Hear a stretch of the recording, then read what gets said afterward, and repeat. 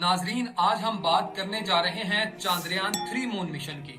ये lunar mission बहुत जल्द खलाई दुनिया में नई तारीख रकम करने वाला है। तभी तो ये दुनिया भर की खलाई ऑर्गेनाइजेशन की तवज्जो का मरकज बन चुका है।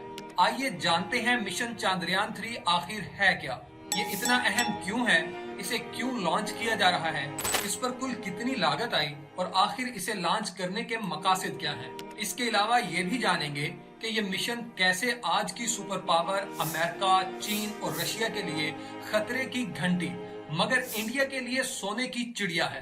अब इंडिया अपने नाकाम मिशन को मुकम्मल करने के लिए चांद्रयान 3 लॉन्च कर रहा है। इसलिए चांद्रयान 3 को चांद्रयान 2 का फॉलो अप कहा जाता है। इस तरह ये इंडिया का चांद पर भेजा जाने वाला तीसरा लूनर मिशन है। इसलिए इस बार लैंडर को चांद्रयान 3 का नाम दिया गया है। Chandrayaan 3 launching date. भारत ने चांद्रयान 2 की नाकामी के बाद सिर्फ 4 साल के क्लीन अरसे में अगला लैंडर तैयार कर लिया है, जो भारतीय इंजीनियर्स और साइंसदानों की अनथक मेहनत का मुंह बोलता सबूत है। इसे इंडियन स्पेस रिसर्च ऑर्गेनाइजेशन यानी इसरो ने चांद के साउथ पोल पर सॉफ्ट लैंडिंग के लिए तैयार किया है। याद रहे, साउथ पोल चांद की सतह का वो हिस्सा है जहां पर आज तक दुनिया का कोई मुल्क ना तो पहुंच सका है और ना ही कोई सॉफ्ट लैंडिंग कर सका है। भारत भी चांद्रयान 2 मिशन में एक बार फेल हो चुका है।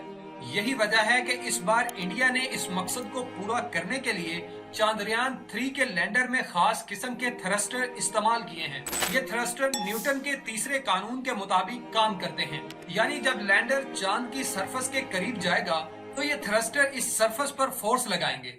नतीजे के तौर पर सरफेस से भी एक फोर्स लैंडर पर एक्ट करेगी और लैंडर की स्पीड कम हो जाएगी, जिससे क्रैश लैंडिंग का चांस बहुत कम रह जाएगा। यही वजह है कि इस बार कभी इम्कान है कि भारत वो करने में कामयाब हो जाएगा जो आज तक अमेरिका, चाइना, रशिया समेत कोई नहीं कर सका। इंडियन स्पेस रिसर्च सेंटर के मुताबिक चांद्रयान 3 को सतीश धवन स्पेस सेंटर, श्रीहरिकोटा में जियो सिंक्रोनस सैटेलाइट व्हीकल MK3 से लॉन्च किया जाएगा। चांद्रयान 3 का बुनियादी स्ट्रक्चर और हिस्से। चांद्रयान 3 3 अहम हिस्सों पर मुश्तमिल है, जिनमें प्रोपल्शन मॉड्यूल, लैंडर और रोवर शामिल हैं। प्रोपल्शन मॉड्यूल ये चांद्रयान 3 का पहला अहम हिस्सा है। ये चांद पर लैंड नहीं करेगा, बल्कि इसके बाहर वाले इलाके में रहेगा। ये रिसर्चर से इंफॉर्मेशन लेकर लैंडर तक और लैंडर से इंफॉर्मेशन लेकर रिसर्चर तक पहुंचाएगा, यानी इसका काम इंफॉर्मेशन को ट्रांसमिट करना है।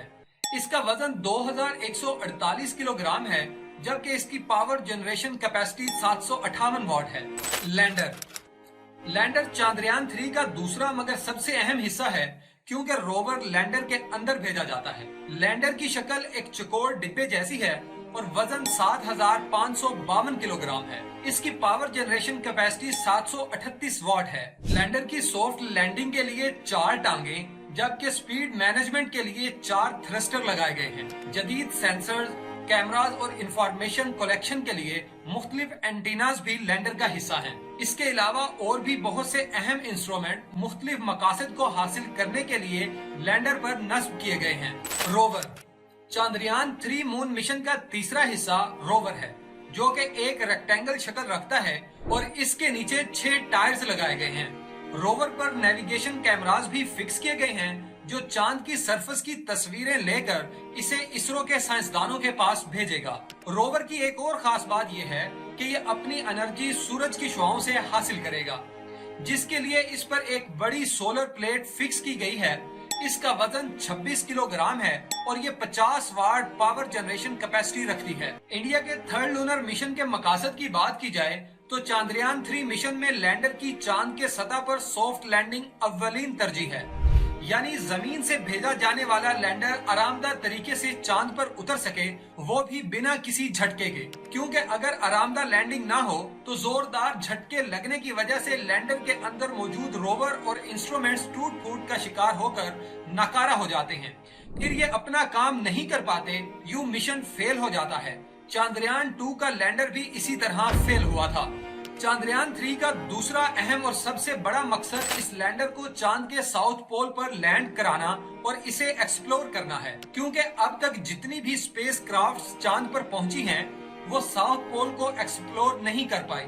बहरहाल कहा जाता है कि साउथ पोल पर पहाड़ और क्रेटर्स यानी बड़े बड़े व्यूहिकल गड्ढे वाक़या हैं, जिनके साए की वजह से चांद पर मौजूद गड्ढों के कुछ हिस्सों पर कभी सूरज की शुआएं नहीं पड़ी। इसलिए यहाँ का टेम्परेचर -267 डिग्री सेल्सियस से भी नीचे रहता है। लिहाजा साउथ पोल पर बर्फ की सूरत में पानी मौजूद है। अब देखना यह है कि चांद्रयान 3 चांद के साउथ पोल पर पानी दरियाफ्त कर पाएगा या नहीं।